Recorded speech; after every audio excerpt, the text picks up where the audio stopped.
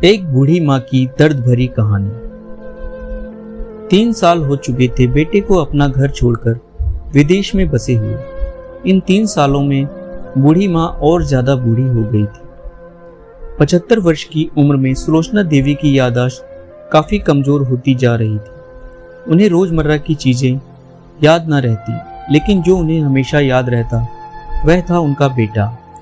दिन हो या रात, एक पल भी ऐसा ना होता जब उन्हें अपने बेटे की याद ना आती। दूसरी तरफ बेटा था जो साल भर में एक आध बार अपनी माँ को फोन कर लिया करता और 1-2 मिनट से ज़्यादा बातें भी ना किया करता। फिर भी यह बूढ़ी माँ टकटकी लगाए अपने बेटे का इंतजार करती रहती। एक दिन बेटे का विदेश से फोन आया। हेलो हेलो, सुन रही हो ना माँ?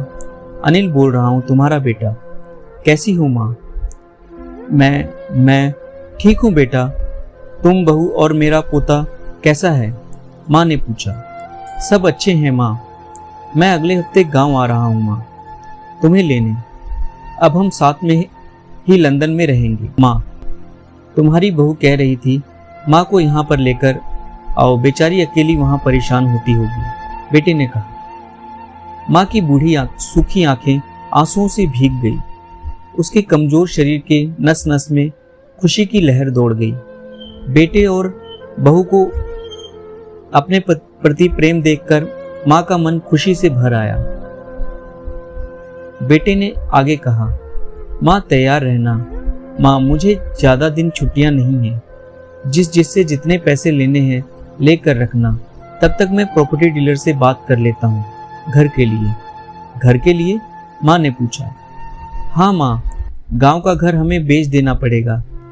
अब हम साथ में ही रहने वाले हैं, तो वहां पर घर रखने का कोई मतलब नहीं है माँ, बेटे ने कहा। बुढ़ापे की वजह से ठीक से चलने में असक्षम माँ ने पूरे मोहल्ले में घूम घूम कर अपनी इस खुशखबरी को सबको सुनाया। सभी को खुशी हुई। सबको लगा माँ जी के आखिरी दिन अपने परिवार के साथ खुशी से बीत जाएंगे। घर वापिस आकर माँ ने अपने घर के कोने कोने को ऐसे देखा जैसे वह अपने दूसरे बेटे को देख रही हो।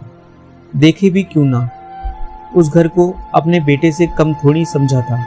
अपने पति के साथ 40 साल यहीं तो बिताए थे, लेकिन अब मजबूर थी बुढ़ापे के आखिरी साल बेटे और बहू के साथ बिताना चाहती थी। दिल पर पत्थर रखकर घर बेचने के लिए माँ तैयार हो गई। आनन फानन में बेटे ने घर को आधे दामों पर बेच दिया। माँ ने ज्यादा नहीं, लेकिन जिन चीजों से दिल लगा था उन चीजों को समेटा और बेटे के साथ टैक्सी में बैठकर एयरपोर्ट के लिए चली गई।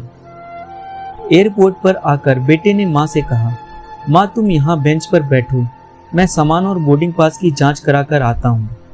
वहाँ वक्त लगता है और खड़ा रहना पड़ता है, तुम्हें तकलीफ होगी, तुम यहीं आराम करो।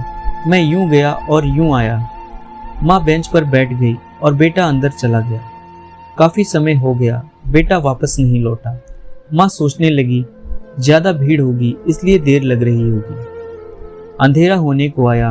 अब तो लोगों की चहलकदमी भी कम होने लगी। माँ को अब चिंता होने लगी। एक कर्मचारी ने आकर पूछा, किससे मिलना है माँ जी आपको? यहाँ पर क्यों बैठी हो? डरती हुई आवाज में सुलोचना देवी बोली, मेरा बेटा अंदर सामान की जांच कराने गया है, लंदन जा रहे हैं हम। क्या नाम है माँ जी आपके बेटे का? कर्मचारी ने पूछा। अनिल नाम है मेरे बेटे का, सुलोचना देवी ने बताया। कर्मचारी अंदर गया और थोड़ी देर बाद बाहर लौटा। उसने सुलोचना देवी से कहा, माँ जी लंदन जाने वाली फ्लाइट तो दोपहर में ही जा चुकी है और आपका बेटा भी उस फ्लाइट में बैठकर लंदन जा चुका है। अब आपके यहाँ बैठने का कोई मतलब नहीं है, आप भी अपने घर चली जाइए। क्या जा चुका है और मैं घर जाऊं? घर? माँ की आंखों से आंसुओं के सैलाब उठने लगे। जैसे तैसे माँ घर पहुंची, जो अब उसका था ही नहीं, बिक चुका था। वो वहीं बरामदे में तुलसी के पास सो गई। घर के नए मालिक को उस पर दया आई तो एक कमरा किराए से उसको दे दिया। पेंशन के पैसों से खाना और किराए का बंदोबस्त हो जाता था। दिन बीतने लगे। कुछ दिनों बाद घर के नए मालिक ने सुलोचना देवी से कहा, माँ जी आप अपने रिश्तेदार के यहाँ पर जाकर क्यों नहीं रहती हैं? इस उम्र में आपके लिए वही अच्छा होगा। अच्छा तो होगा, लेकिन अगर मेरा बेटा वापस आया तो उसका ख्याल कौन रखेगा? मेरा बेटा बहुत भोला है, उसे अपना ख्याल रखना बिल्कुल नहीं आता। मैं कहीं नहीं जाऊंगी, क्या पता कब उसे मेरी जरूरत पड़ जाए, माँ ने कहा। दोस्तों सच बता रहा हूँ, माँ की ऐसी बातें सुनकर मेरी आंखों में आंसू आ गए। किसी ने सच ही कहा है, पूत कपूत हो सकता है लेकिन माता कभी कुमाता नहीं होती। दोस्तों आप सभी से हाथ जोड़कर विनती करता हूँ, अपने माता पिता की जितनी हो सके सेवा करना, उनके साथ कभी बुरा बर्ताव मत करना।